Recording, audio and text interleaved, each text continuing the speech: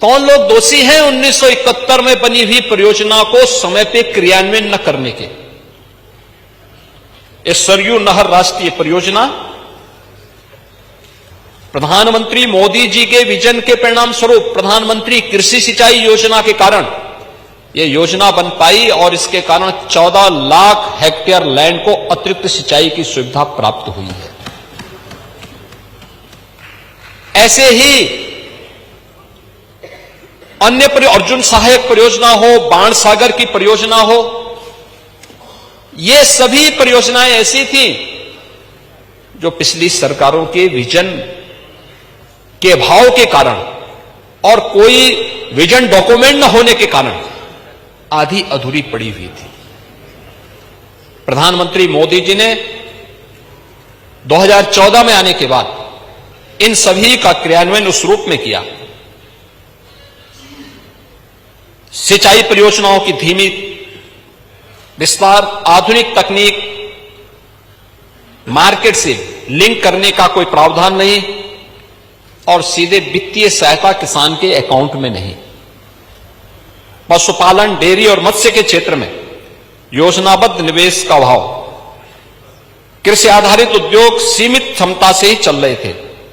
लेकिन 2017 के बाद पिछले 8 वर्षों में जो कुछ भी आया है आपके सामने, पिछले 3 वर्षों में कृषि और संबद्ध क्षेत्र में विकास दर प्रदेश में 14% से अधिक था। ये डबल डिजिट में गया है। आपके समय में सिंगल डिजिट में कृषि की विकास दर थी। और याद रखना, ये भी राष्ट्रीय औसत से एक बेहतर स्थिति में है। उत्तर प्रदेश जैसे राज्य में संभावना है, क्योंकि उत्तर प्रदेश देश के अंदर सर्वाधिक सिंचित भूमि किसी के पास है तो वह उत्तर प्रदेश के पास है। सबसे उर्वरा भूमि किसी के पास है तो उत्तर प्रदेश के पास है। खेती में नई तकनीक के समावेश, अच्छी क्वालिटी के बीज और खाद की पर्याप्त उपलब्धता के फलस्वरूप जो प्रदेश का खाद्यान्न उत्पादन में राष्ट्रीय योगदान आज बढ़कर के हमारा जो राष्ट्रीय पहले सीमित जो स्थिति थी, आज वो बढ़कर के लगभग 21% खाद्यान्न उत्पादन अकेले उत्तर प्रदेश कर रहा है पूरे देश के लिए। जबकि देश के अंदर जो कृषि योग्य भूमि है, उत्तर प्रदेश के पास उसका शेयर केवल 10% है। जनसंख्या 16% है। लेकिन खाद्यान्न उत्पादन उत्तर प्रदेश से, क्योंकि प्रकृति और परमात्मा की जो असीम कृपा है, उस असीम कृपा का परिणाम हमारे अन्नदाता किसानों के परिश्रम और पिछले 8 वर्ष के अंदर किए गए प्रयास का परिणाम है कि आज उत्तर प्रदेश का इसमें योगदान देश के अंदर 21% तक पहुंचा है। 2024-25 में गेहूं उत्पादन 414.39 लाख मीट्रिक टन, जो राष्ट्रीय योगदान यानी देश के अंदर कुल गेहूं उत्पादन में 35% से अधिक है, जो देश में नंबर 1 पर है। गेहूं उत्पादन में 30 कुंटल प्रति हेक्टेयर से बढ़ाकर के आज ये 40 कुंटल को पार कर चुका है। कुछ प्रगतिशील किसानों ने 48 और 50 कुंटल पर हेक्टेयर भी पैदा किया है, लेकिन एवरेज 40 कुंटल प्रति हेक्टेयर आया है। चावल उत्पादन 219 लाख मीट्रिक टन, राष्ट्रीय जो देश के अंदर यूपी का योगदान है वह लगभग 14.7%, ये देश में अग्रणी है। गेहूं और चावल का राष्ट्रीय योगदान जो क्रमशः प्रदेश में हमारा जो था वो 30% से बढ़कर के 35% गेहूं में और चावल में 12% से बढ़कर के लगभग 14.7% तक उत्तर प्रदेश का योगदान बढ़ा है। उत्तर प्रदेश में 2016-17 से 2024-25 के बीच प्रमुख फसलों में जी औसत उत्पादन का जो वृद्धि दर है वो 42.8% है, जबकि इससे पहले 16-17 के पहले यह जो योगदान था ये मात्र 8.7% ही था। अब दलहन और तिलहन को आप देखें, दलहन और तिलहन में भी उत्तर प्रदेश ने तेजी के साथ अपने अन्नदाता किसानों के जीवन में परिवर्तन लाने का काम किया। तिलहन उत्पादन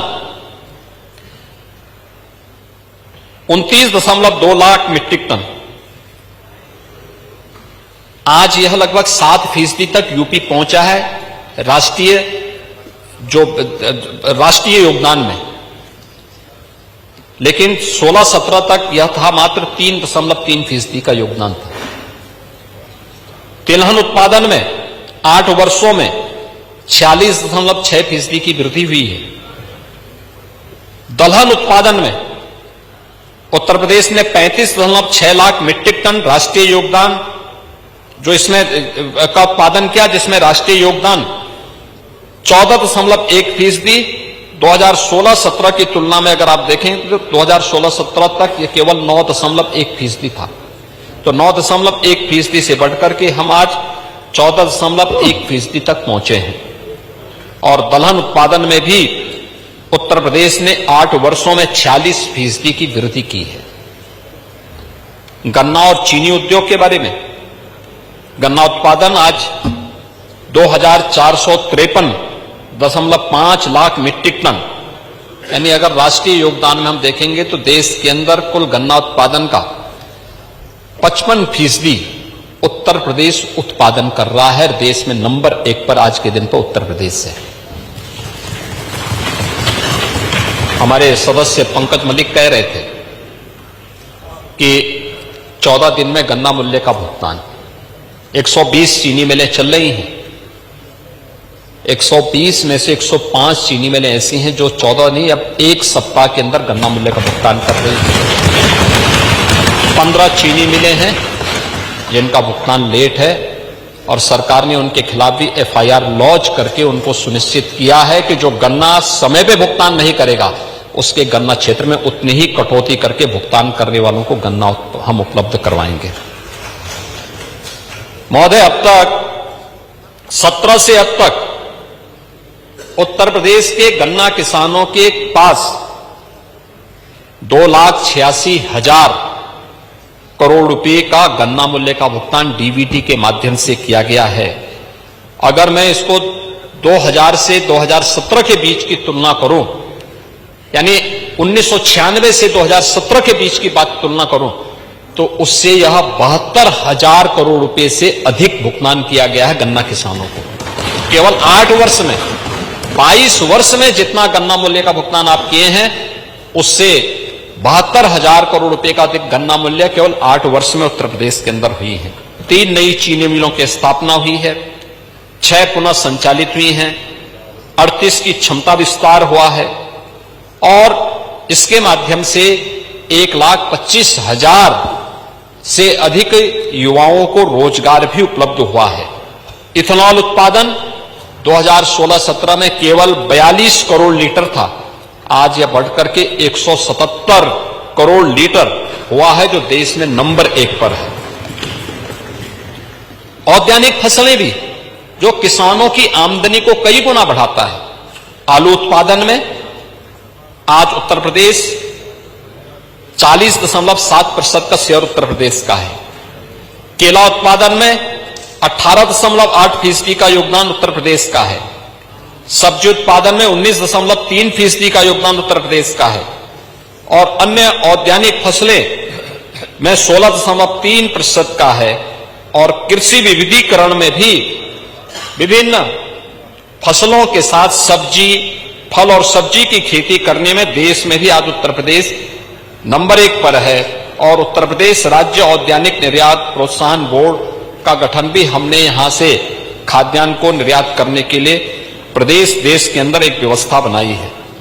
अगर मैं इस बात की चर्चा करूं कि कैसे उत्तर प्रदेश के अंदर MSP की आपने चर्चा की, नेता ने MSP की चर्चा की थी। MSP क्या होता है?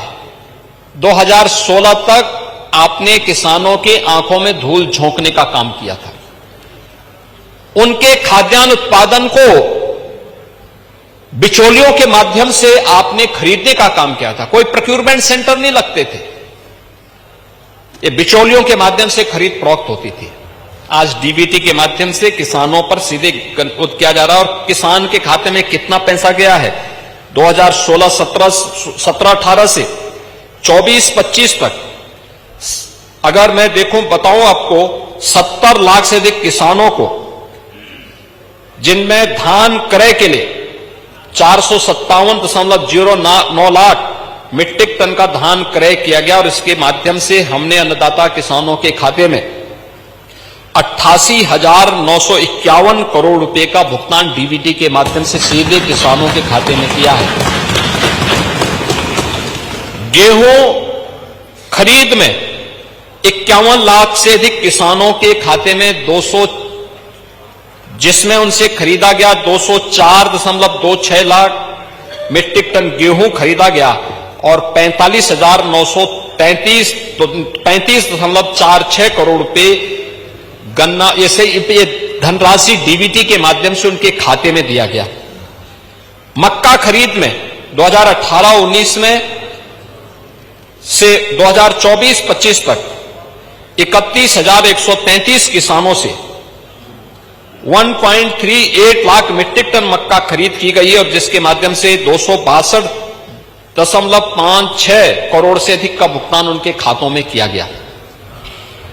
बाजरा खरीद में 94,465 किसानों से 4.78 लाख मीट्रिक टन बाजरा की खरीद हुई और 458.47 करोड़ रुपए से अधिक का भुगतान उनके खाते में किया गया। ऐसे ज्वार खरीद, दलहन, तिलहन, इन सभी का भी हम लोगों ने किया और दुग्ध उत्पादन के साथ ही उनके नस्ल सुधार के लिए भी जो ठोस प्रयास किए गए हैं। प्रदेश के अंदर मत्स्य उत्पादन में आप डॉक्टर संजय निषाद से पता नहीं क्यों इतने चिढ़ रहे थे।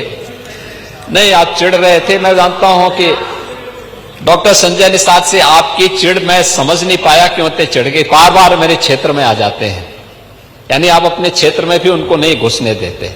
लेकिन मैं उनसे कहूंगा कि एक बार वो अपनी दावत में आपको जरूर आमंत्रित करें, क्योंकि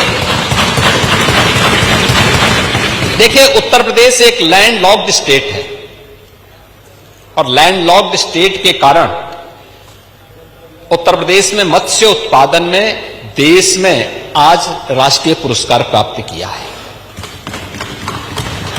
जो पैसा पहले यहां पर हम बाहर से मछली मंगा करके यहां के किसान या यहां का जो मत्स्य पालक उससे वंचित रहता था, आज वो पैसा यहां के मत्स्य पालकों को प्राप्त हो रहा है और उसका लाभ यहां के किसानों को यहां के मत्स्य पालकों को ही प्राप्त हो रहा है।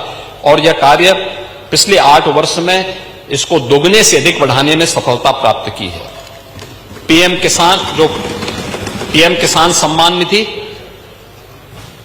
इसके माध्यम से 2,86,00,000 किसानों को 90,000 करोड़ रुपए डीबीटी के माध्यम से उनके अकाउंट में गया है। पांडे जी, सीधे किसान के खाते में जा रहा है, लघु और सीमांत किसानों के। पीएम कुसुम योजना के अंतर्गत सोलर पैनल 1 लाख से अधिक सोलर पैनल किसानों को सीधे दिए गए हैं। 17 से अब तक 31 सिंचाई परियोजनाएं पूर्ण हुई हैं, जिनके माध्यम से 23 लाख हेक्टेयर लैंड को अतिरिक्त सिंचाई की सुविधा उपलब्ध हुई है।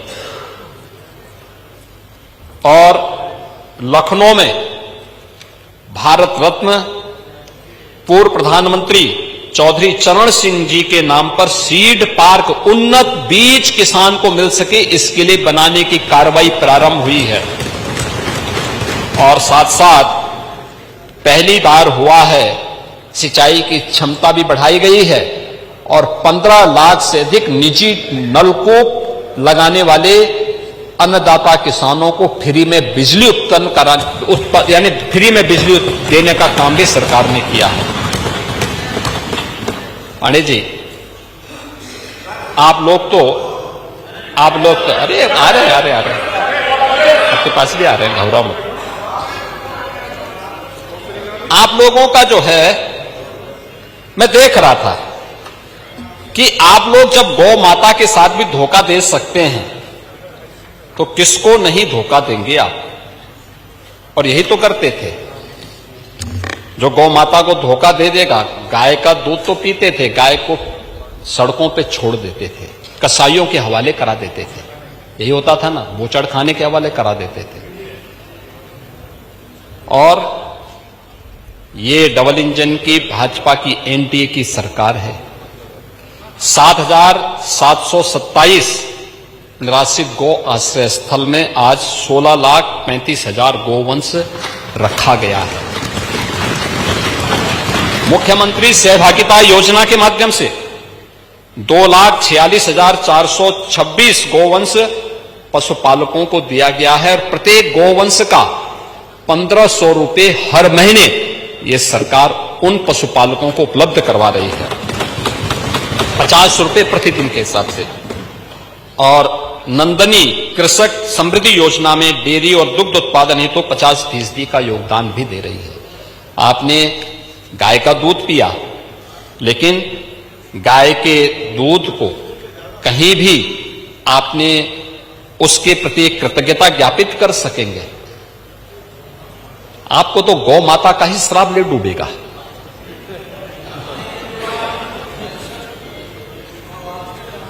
हाँ, आज चिंता मत करिए पांडे जी, मैं शिक्षा में भी आ रहा हूं, चिंता मत करिए, मैं वो भी बात बता रहा हूं।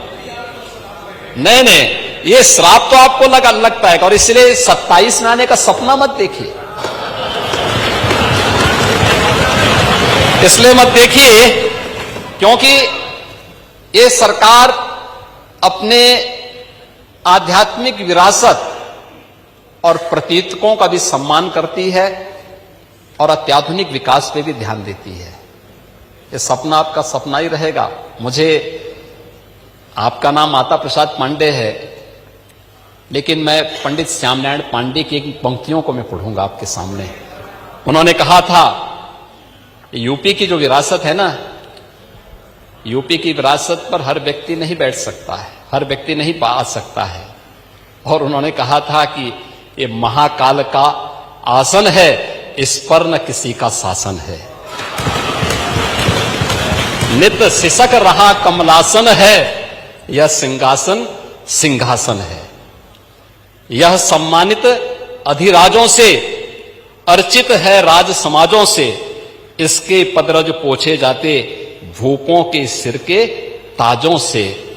इसकी रक्षा के लिए हुई कुर्बानी पर कुर्बानी है, राणा तू इसकी रक्षा कर, यह सिंहासन स्वाभिमानी है। यह विरासत, ये वही विरासत है जो काशी में देखने को मिल रही है। आपको पीड़ा है, मैं जानता हूं, जो अयोध्या में देखने को मिल रही है आपको पीड़ा है, मैं जानता हूं, जो मां विंध्यवासिनी धाम में देखने को मिल रही है आपको इससे भी पीड़ा होगी, जो चित्रकूट में देखने को मिल रहा है आपको इससे भी पीड़ा होगी। क्योंकि ये मथुरा वृंदावन की भी चर्चा नहीं करेंगे, क्योंकि ये तो पहले 16 में ही बोल चुके थे कि हम लोग दुर्योधन का स्मारक बनाएंगे।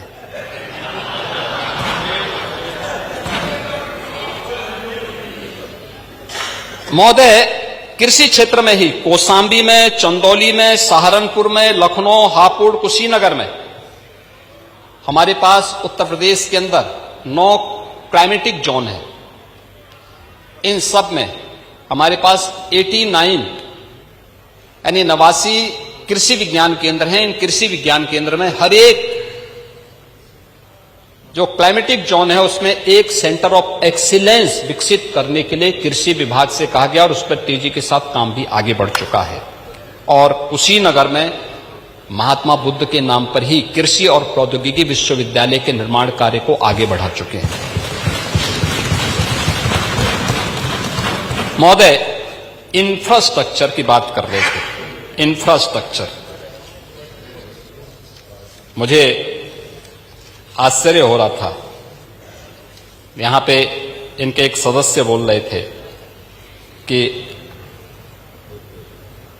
विजन हमारा है। वाह रे विजन, आपके विजन को देख करके मुझे तो बड़ा ओह लगता है। महोदय, 1947 से 2017 अधूरा नेटवर्क और ठहरा निवेश। 2 यानी 1.5 एक्सप्रेसवे, 2 भी नहीं थे। और नेशनल हाईवे की जो नेटवर्किंग थी वह भी 12,000 से कम थी। 2 एयरपोर्ट पूरी तरह क्रियाशील थे, 2 आंशिक। औद्योगिक दृष्टि से कनेक्टिविटी के विस्तार की कोई भी नीति नहीं थी। और 2017 से 25 के बीच जल की भी, थल की भी और नभ की भी बेहतरीन कनेक्टिविटी। आज आप देख सकते हैं प्रदेश के अंदर हम लोग 22 एक्सप्रेस वे पे काम कर रहे हैं। आपके जो सज्जन बोल रहे थे कि सबसे बड़ा एक्सप्रेसवे देश का गंगा एक्सप्रेसवे बनने जा रहा है। गंगा एक्सप्रेसवे मेरठ से प्रयागराज के बीच। और वे सदस्य मेरठ से ही आते हैं। उनको मेरठ की विरासत पर भी, भारत माता के महान सपूत, महान क्रांतिकारी धन सिंह कोतवाल की विरासत पर भी गौरव की अनुभूति नहीं।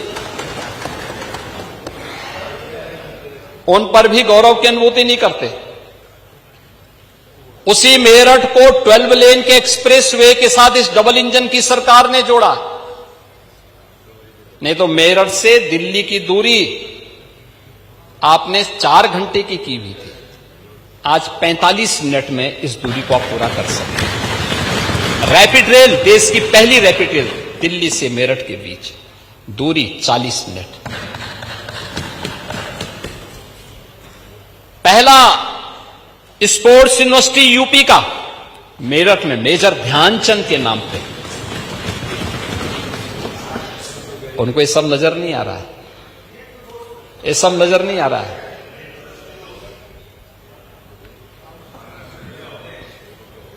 आज के दिन पे हम 7 एक्सप्रेसवे को संचालित कर रहे हैं, 5 निर्माणाधीन है और 10 एक्सप्रेसवे पर हमारे सर्वे के काम चल रहे हैं, जो देश का सबसे बड़ा एक्सप्रेसवे के नेटवर्क के रूप में उत्तर प्रदेश को स्थापित करता है। 8 वर्षों में यात्रा पूरी गई है।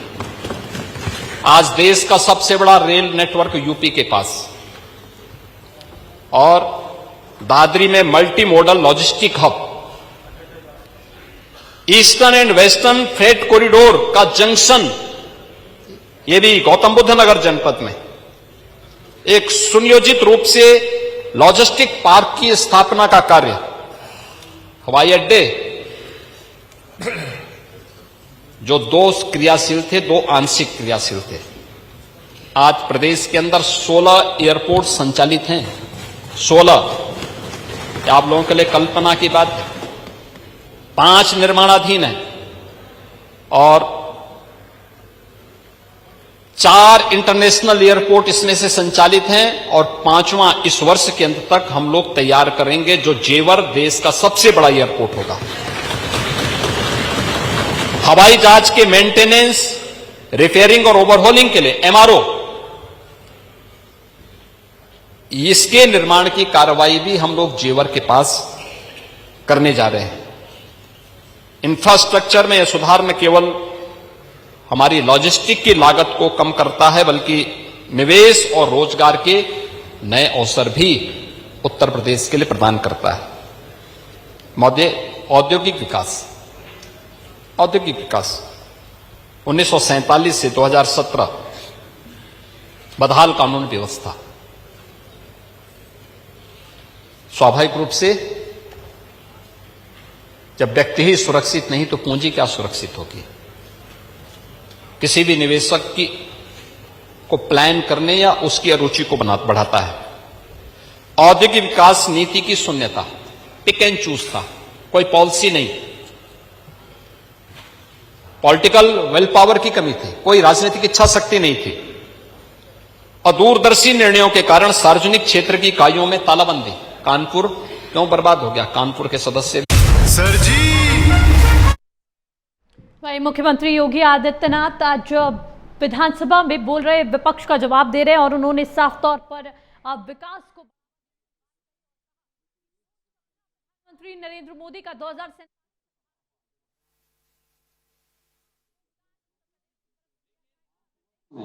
1947 से 2017 तक कुल 14,169। पांडे जी, आप तो इतने बुजुर्ग हैं, इतने वरिष्ठ हैं, और आपने देखा होगा उत्तर प्रदेश सूक्ष्म लघु मध्यम उद्यम का एक क्लस्टर रहा है। हर जनपद में रहा है, हर जनपद में रहा है, बहुत समृद्ध रहा है यूपी इस देश से। लेकिन यह हतोत्साहित होकर के एकदम मरणासन हो गया था। और 8 वर्ष में जो हुआ है, 8 वर्ष में 1947 से 2017 तक कुल 14,169 कारखाने प्रदेश के अंदर रजिस्टर्ड थे। 14,169। और आज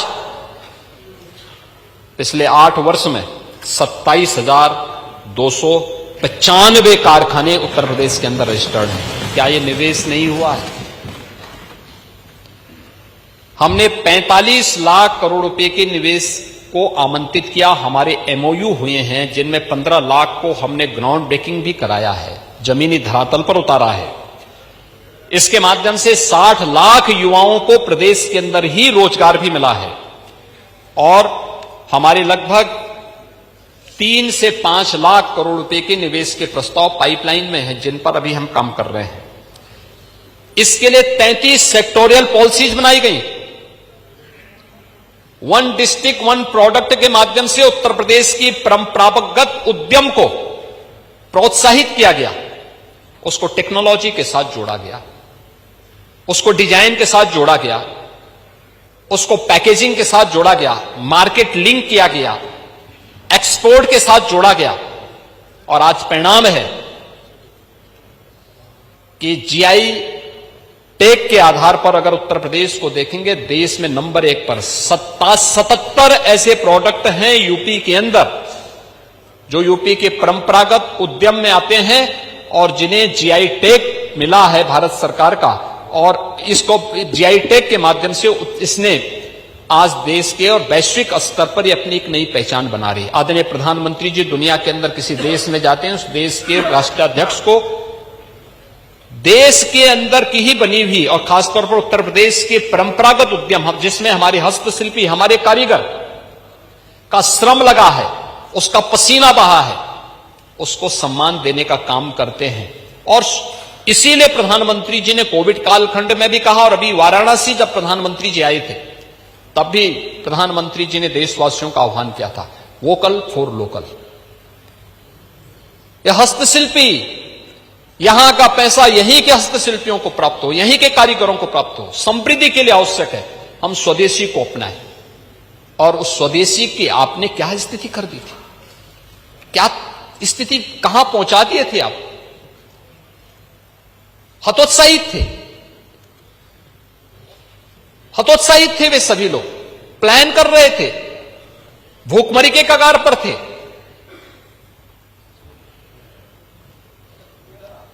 वे सभी उद्योग बंदी के कगार पर हो चुके थे। और कौन लोग थे उसमें? वे सभी अति पिछड़ी जाति से जुड़े हुए लोग थे।